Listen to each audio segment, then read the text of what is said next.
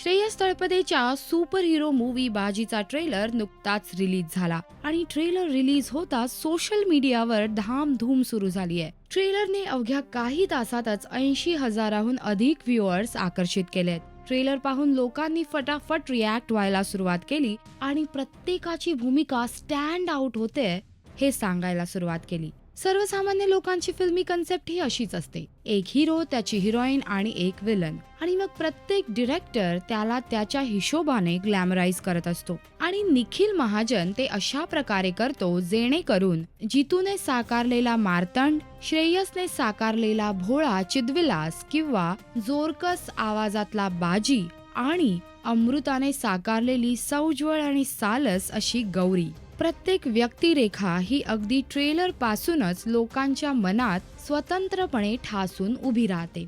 हेच या ट्रेलरचं सर्वात मोठं यश आहे.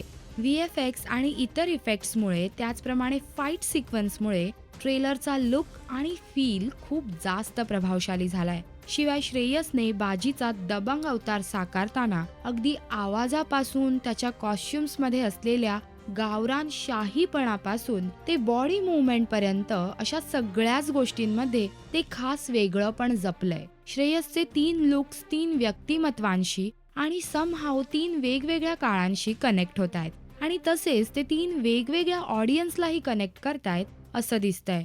आणि त्यामुळेच या कॅरेक्टरचा हा एंटरटेनिंग फ्लो ट्रेलर मधूनच दिसतोय. जितेंद्र जोशीने गेल्या अनेक चित्रपटांमध्ये वेगवेगळे विलन्स साकारलेत, पण हा मार्तंड वेगळा आहे. त्याचा आवाज, त्याचा राग, त्यातून आलेली क्रूरता, त्याची तगडी शरीरयष्टी आणि त्याचा धोरणी स्वभाव. एका ट्रेलरवरून जर आपण विलनच्या गुणवैशिष्ट्याबाबत इतकं काही बोलू शकतो तर नक्कीच मार्तंडची जादू तौबा असणार आहे. पिक्चरच्या ट्रेलरचं काम असतं लोकांची उत्सुकता वाढवायची आणि बाजीचा ट्रेलर हे काम 100% व्यवस्थित करतोय. लोक उत्सुक झाली आणि तशीच ती रिॲक्ट झाली.